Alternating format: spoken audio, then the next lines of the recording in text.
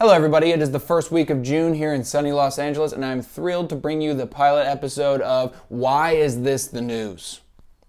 Where I do a moderate amount of drugs and ask the question we're all thinking. Why are we talking about this? Who cares? Is this real? What's going on? Let's hit the gate with politics. Covfefe-gate. You guys are probably tired of hearing about it, but it is not only the #1 news story, but Hillary Clinton's response to Covfefe-gate is #2. Those in Covfefe houses should not throw Covfefe, which is an okay joke, but that became a news story as well because both sides are just in this daily process of character development. I feel like we've all agreed that politics is a reality show for ugly people that we'd all like to watch. It's like O.J. Simpson on crack. You can just tune in any day and just get a total shit show. So we need to flesh out the characters a little bit.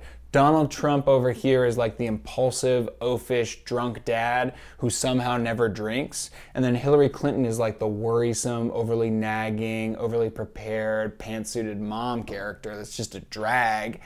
And what all of this is a distraction from bigger issues that are sort of unsatisfying to talk about, whether it be Russia or the Paris Agreement, pulling out of that, or the changes to healthcare, or Islamic terrorism in North Korea. All that other stuff that's very serious and real is kind of a drag, and nobody wants to read enough to really discuss it over a water cooler. So Covfefe comes along, and it gives you a chance to do your Trump baiting in a more fun way, or do your Hillary gang up in a way that's, a little more techie, and a little more 2.0. So it's a nice little distraction. That's why it's the news, in my opinion.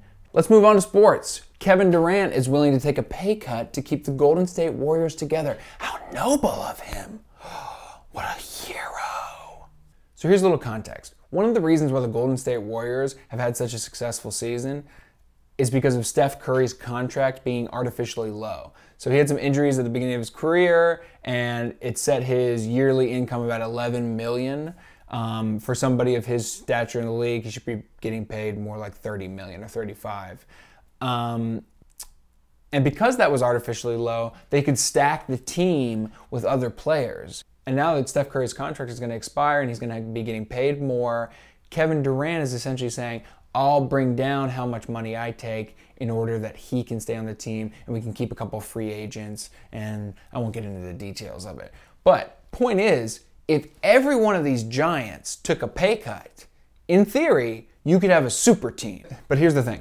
There's something called the prisoner's dilemma, which states that whenever there are two parties, they could both benefit if they cooperate, the fact that one party can always be a freeloader and get a slightly better deal means the cooperation will never take place. 5 players coming together and saying, let's all take a medium amount of money to ensure that we're the most dominant team in the world forever, will never happen, because one player can jump out and say, nope, I'm a bigger star, I'm going to take more money. Prisoner's dilemma. What Kevin Durant is showing here is, in a tiny little way, all the benefits that can be had from taking a slight sacrifice. But you can just imagine, if Steph Curry said, hey, I was getting along pretty well with 11 million, why don't you take 11 million, I'll take 11 million, and let's get LeBron on here. Anyway, you get the point. But that'll never happen. And I think people like stories like this because they sort of hint at, if they could only sacrifice their egos a little more, imagine this super team that could be created. That's why this is the news. Which brings us to culture. Shopping malls are projected to close by up to 25% over the next 5 years. And this is news for people like me. I'm the only generation that grew up with shopping malls being a significant part of their lives. We watched Mall Rats. We would go there and gather. It was a little pre-internet, pre-smartphone, so you really had to have a gathering place to get people together. You could go there, you could smoke cigarette butts out of the ashtray, you could shoplift from Sam Goody, you could eat a Cinnabon. Like, it was just this magical place where freedom was real. And that does represent something, and seeing that die will be sad. Not to mention, I'm from Columbia, Maryland, where Jim Rouse is from, and he's actually the guy who started the shopping mall. So he had this bright idea, and for one generation, it flourished and blossomed, and we got to wonder what's going to be the next sort of hangout point. Is it going to be Ralph's or Harris Teeter is going to be a Harris Teeter.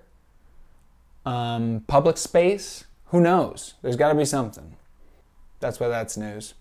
Which brings us to our last segment. Why isn't this the news? The world's largest plane was unveiled. If this were the 1960s, there'd be some dude going, "Well, hello there. Crowds cheered as the world's largest plane unveiled. Howard Hughes' latest creation, the mad genius, see? Inspires us all to be better, says the president." Meanwhile, we're like 100th most important story behind Kathy Griffin holding a Trump head up, which was pretty intense.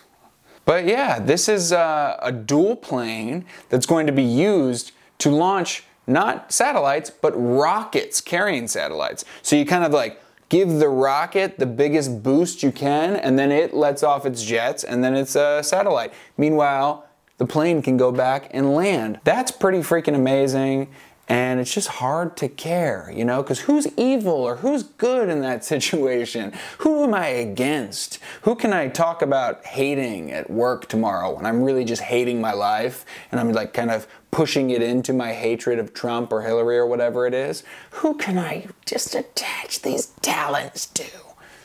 Certainly not an amazing space-age piece of technology. I mean, who gives a shit about that besides all kids under 13? Oh well, it's not my job to decide what the news is, it's just my job to judge it. And this has been the first episode of Why Is This the News? Thank you for watching.